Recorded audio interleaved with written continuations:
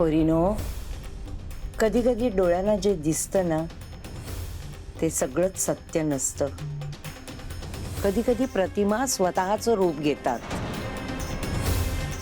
आणि मग माणसाचं मन त्यात अडकून पडतं.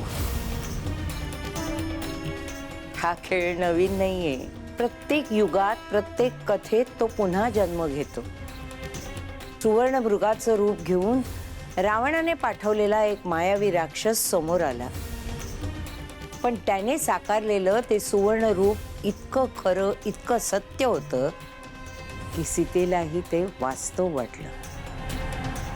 पण ती प्रतिमा होती आणि त्या प्रतिमेमागे संपूर्ण आयुष्य बदलून टाकणारं एक संकट दडलेलं होतं. त्या एका भासामुळे राम दूर गेला आणि त्याच क्षणाचा फायदा घेऊन रावणाने सीतेचं हरण केलं.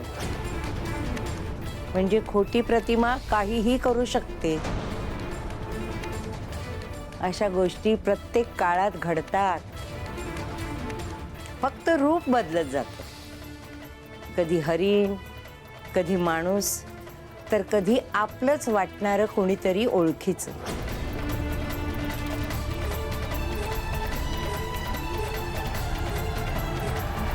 आजी, म्हणजे नक्की काय चाललंय? मीरा, या खेळात प्रश्न सरळ नसतात आणि उत्तरं गुंतागुंतीची असतात. इथे कोण खरं, कोण खोटं हे ओळखणं हीच सर्वात मोठी परीक्षा असते. याचा अर्थ घरात 2 अथर्व असण्याचा आमचा संशय खरा आहे.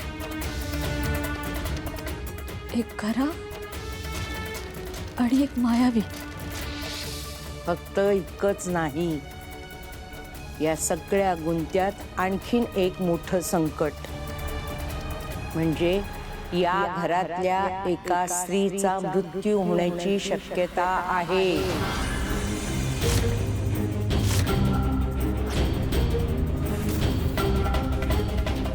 मृत्यू? तो ही स्त्रीचा?